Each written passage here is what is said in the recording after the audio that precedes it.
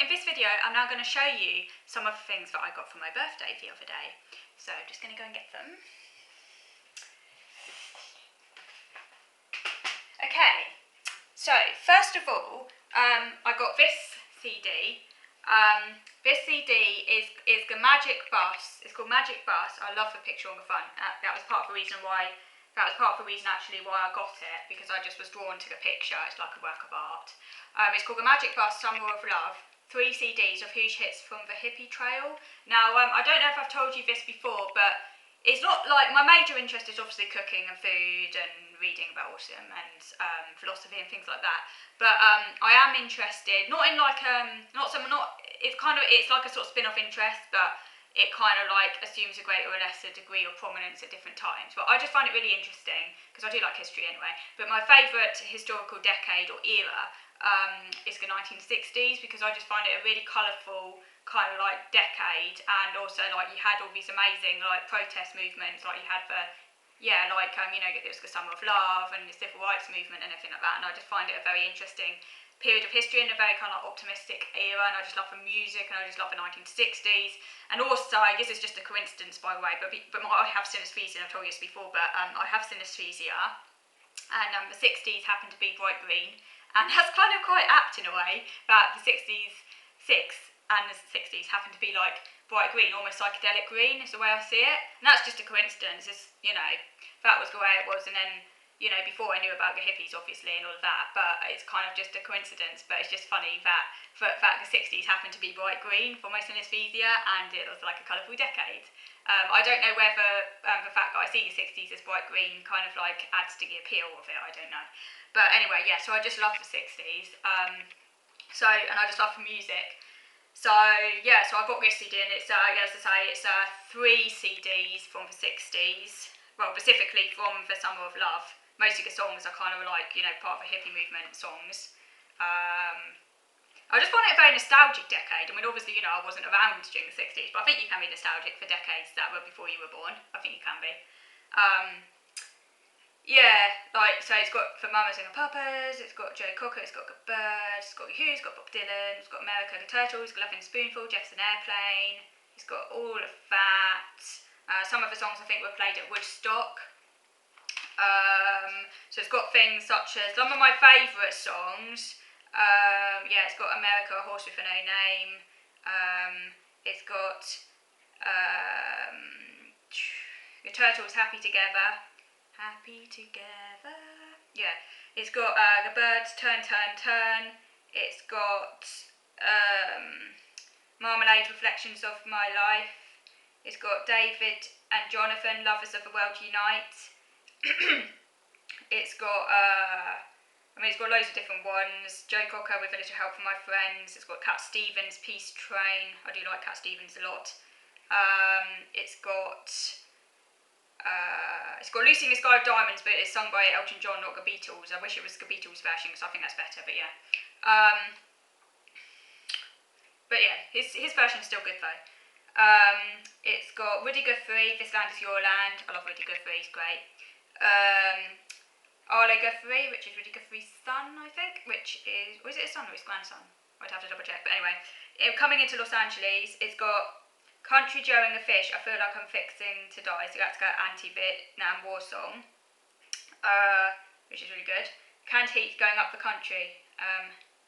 There it goes. I wanna leave the country, da da da da da.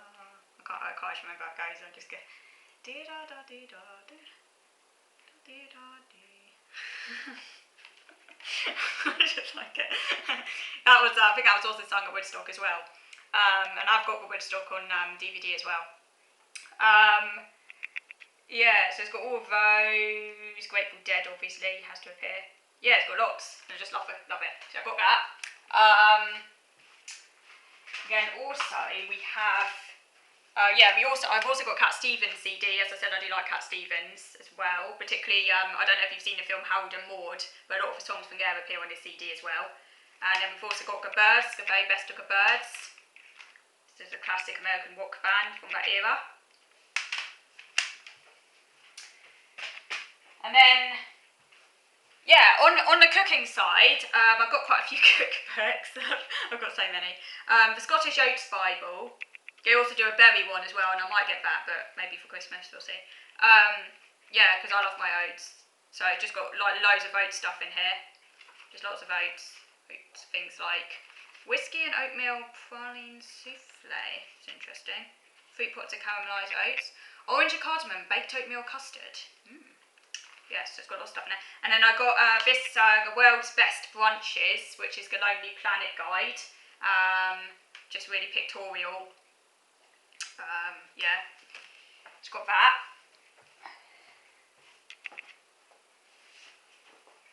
Then I also got Scandi Kitchen Summer, simply delicious food for lighter, warmer days. Because I just love everything Nordic. I love the I love Scandinavia. I just love the culture. I just love the food. I just love everything about Scandinavia. So yeah, I just love it. I just love Scandinavia. I don't know. They eat a lot of porridge over there, so that might be part of it. And porridge is a massive thing for me. Just love the food. They eat open sandwiches and things like that. I just love it, and I just love the scenery, everything. That's one of the places I really want to go and visit. Yeah, I just love it, and they have really long, cold winters over there, and I love the winter. I love the winter, I love the cold, I love oats. So I should go somewhere like Finland, maybe. Finland's not actually in Scandinavia, though, is it? It's not in Scandinavia, but it's kind of like, when I think it's not technically in Scandinavia, but it's up in the north. So yeah, we'll include it along with Scandinavia as one of the places I like. So yeah, I got that.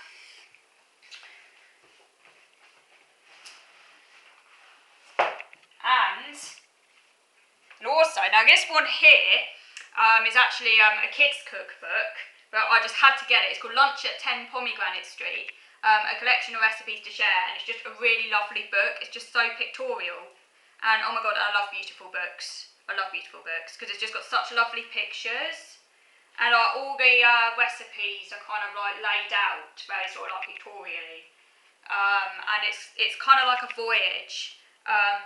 Through this kind of like imaginary house, but it's like it's a sort of international voyage because each room in the house they're cooking up a different meal from a different part of the world, and I just really I'm just really interested in that. I just love finding out about international cuisine and different cooking styles. I've always been interested in that actually ever since I was a kid. Just find it interesting. So yeah, things like got lots of different foods from different parts of the world that they cook up. I find it really interesting. Okay, so those are some of the things that I got. And now I want to say on a different topic, just before I close this video, I don't know if any of you have been watching this, but I really want to recommend it. Netflix's Love on the Spectrum. I don't know if any of you have been watching it, but it's a bit like Undateables. I don't know if any of you have seen the Undateables, which has been on Channel 4 for quite a long time, and there's been quite a number of series about disabled people finding love. It's very similar to that, but it's called Love on the Spectrum. It's on Netflix, and it's specifically about autistic people finding love. So all the people on the programme are autistic. It's set in Australia. I think there are about 5 episodes, and I've seen all of them now. I think it should be up there for quite some time. So if you do have Netflix, I highly recommend it. Do go and check it out. It is really funny, I have to say. Some of the people on the programme are just hilarious, particularly Olivia, the ginger-haired girl. She's really funny. And yeah, what I liked about the programme was that it shows quite a diversity of different autistic people. From white, because like showing that diversity and not just like the really stereotypical cases. There are some people on the programme who are like quite stereotypical, but not all of them are. And I think that's really good. So I hope quite a number of different people go and watch it, because it might just shift some of those stereotypes a bit, just showing how autism is so varied and that you can't pigeonhole anyone because one person with autism talks in a particular way or behaves in a particular way, it doesn't mean that other people with autism are going to appear like that, and it doesn't make them less autistic just because they appear in a different way, because everyone's affected differently. So yeah, I just thought it's a really interesting programme, and I hope it bring out other series. Really, I think that's everything I've got to say for now. Really, I do have another book I would like to review, which I was going to review today, but then I decided to talk about all of this instead, so that will have to wait until next week, because it's a book on anxiety that I've been reading recently called The Meaning of Anxiety by Rollo May. But I think I'll wait until next week before I review that. So I think I'm going to stop now, but thank you very much for watching.